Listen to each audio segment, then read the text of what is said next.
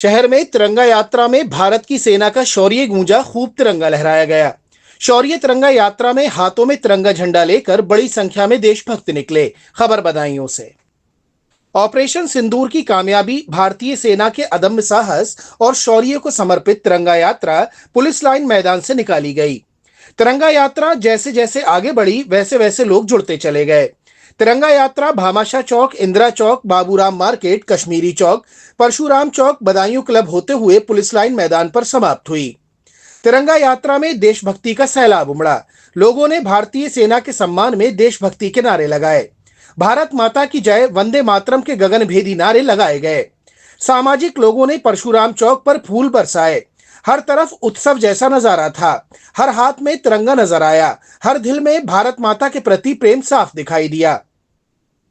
तिरंगा यात्रा में विभिन्न सामाजिक संस्थाओं के कार्यकर्ता, प्रबुद्धजन, व्यापारी, भूतपूर्व सैनिक, एनसीसी कैडेट्स, विभिन्न कॉलेज के छात्र, जनप्रतिनिधि आदि बड़ी संख्या में उपस्थित रहे। तिरंगा यात्रा में केंद्रीय राज्य मंत्री बीएल वर्मा ने कहा कि सेना के हमारे वीर जवानों ने जिस साहस, समर्पण और पराक्रम से देश की सुरक्षा के लिए अपने कर्तव्यों का निर्वहन किया है, वह हम सभी के लिए प्रेरणा है। इस यात्रा के माध्यम से उनके शौर्यों को नमन करते हुए हमने ये संकल्प लिया कि राष्ट्र की एकता, अखंडता और सुरक्षा के लिए हम सदैव कृत संकल्पित रहेंगे। प्रभारी मंत्री गुलाब देवी ने कहा कि तिरंगा यात्रा में सहभागिता कर गर्व की अनुभूति हुई। ये तिरंगा यात्रा आतंकवाद के खिलाफ भारत की जीरो टॉलरेंस नीति और ऑपरेशन सिंदूर की ऐतिहासिक सफलता को समर्पित थी, जो प्रधानमंत्री नरेंद्र मोदी के निर्णायक और दृढ़ नेतृत्व का प्रत्यक्ष प्रमाण है। भाजपा जिला अध्यक्ष राजीव कुमार गुप्ता ने कहा कि ये तिरंगा यात्रा हमारा मान, अभिमान और सम्मान है। देश की वीर जवानों का हौसला बढ़ाना ही इस तिरंगा यात्रा का मुख्य उद्देश्य है। सदर विधायक महेश चंद्र गुप्ता ने कहा कि तिरंगा यात्रा देश की एकता और अखंडता की वास्तविक पहचान है। सेना के पराक्रम को नमन करते हैं। बिलसी विधायक हरीश शाक्य ने कहा कि आज का भारत नया भारत है, जो किसी भी दुस्साहस का मुंहतोड़ जवाब देने में सक्षम है। इस मौके पर पूर्व विधायक धर्मेंद्र शाक, पूर्व विधायक कुशाग्र सागर सहित अन्य उपस्थित रहे। दुश्मन के घर में करने का काम किया था। एक बार एयर स्ट्राइक करके दुश्मन को जवाब देने का काम किया था। तब मैं कहना चाहता हूँ, वो पाकिस्तान के ऐसे लोग जो गलत मंसूबे के थे, प्रशिक्षित करते थे आतंकवादियों के लिए, लेकिन आदरणीय प्रधानमंत्री मोदी के दृढ़ संकल्प के चलते हमारी सेना के लिए खुली छूट दी।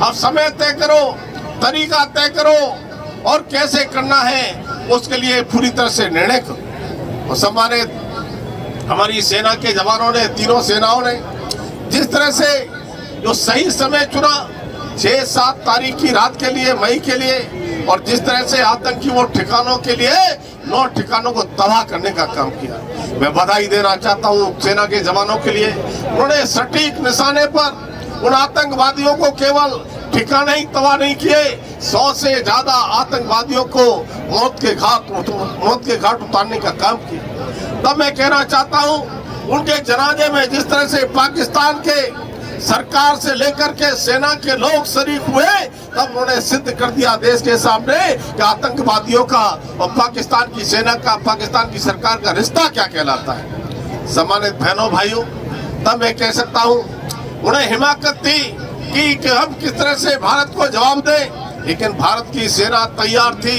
और जिस तरह से माननीय प्रधानमंत्री मोदी के नेतृत्व में सेना ने अपने शौर्य, साहस और वीरता का परिचय देते हुए उन्होंने जो हमले किए, उन हमलों को रोकने का काम किया। हमारी वो सारी इस तरह की सारी मशीनरी, इस तरह के सारे हमारे आधुनिक हथियार, उन्होंने उनको विफल करने का काम किया। लेकिन हमारी सेना के चाहे मिसाइल हो, चाहे ड्रोन हो, उनको रोक नहीं पाए। और एक बार भारत की ताकत दुनिया ने भी देख ली है। अब ये भारत 2014 से पहले वाला भारत नहीं है, अब ये भारत बदला हुआ भारत है। ये भारत मोदी के नेतृत्व का भारत है। 2014 से पहले यही सैनिक हमारे पीछे बैठे जानते होंगे, इनके हाथ बांध दिए थे, ये चाह करके भी कुछ कर नहीं सकते थे।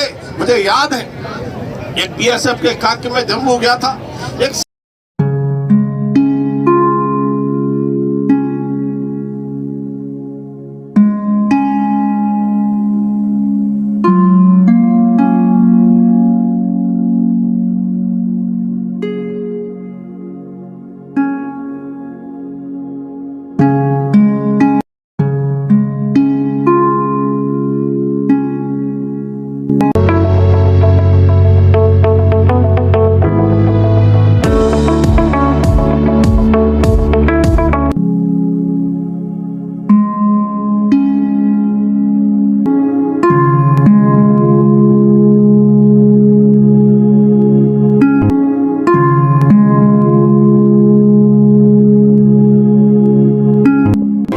एवं आइडियल, जहां मिलता है आपको जरूरत का सभी सामान। गोपी चौक, बदायूं।